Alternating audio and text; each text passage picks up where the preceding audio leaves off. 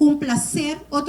viaje mais, nós forma parte de Regata de Bonaire e edição 55. E não estava fácil, ano passado estava reto para nós, e aqui viaje mais, a tocar o turno para nós de Água Speed, vai organizar a regata de sua totalidade, que mais abrir, maneira que nós se acostumamos com ele.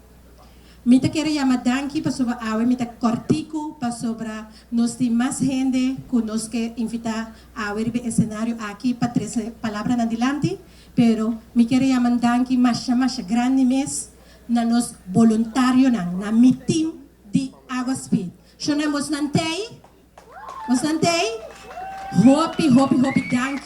danke para querer de ami como coordenador Derklin Dijkhoff, danke para querer de nós. Danke para atrás de nós dois como parte feminina na cabeça para run o show de Regata 55. E tenho que estar somente contento, ora me tem delícia a trazer sua parte cortigo delante, me tampouco não vai papi hopi por sobre a ideia não tapa papi hopi e com Derklin e me tá repetir mirando que tem dois gente mulher na cabeça de organização. Não agora aqui só, pero nossa visa foi o dia que tem herói de prensa, nós queremos, nós temos uma oportunidade na Água Speed, mirando tudo e bom trabalho na Água Speed, a bem tá recebendo o terreno na aqui na Bonaire para hopi anha, nós podemos conhecer, nós sabemos tudo é atividade na de Sorobong e tudo é evento na que tem riba lamang, nós queremos que na seu lugar e me tá pondo ênfase tanto na direção de Indabon, Escal Pasina com regata acaba, maneira nossa permitir para atender a parte aqui para assim nossa para o próximo 3 ou 5 anos o da Água Speed vai organizar um evento aqui, pasina nós vamos preparar temprano e hace costan. Para mim está honor para poder celebrar Regata 55 da nosso festival,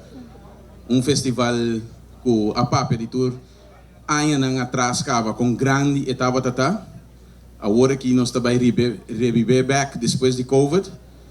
Me está seguro que Aqua Speed, junto com Massive, lo hace tremendo trabalho e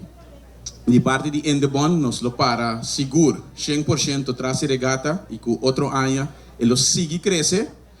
e para hora nós chega a 60 ele vira cos hobby grande. De parte Indabon, pueblo goza de regata, van gozar de gran forma e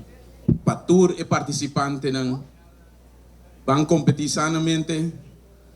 Tour tá importante, ganador tem respeitar competir net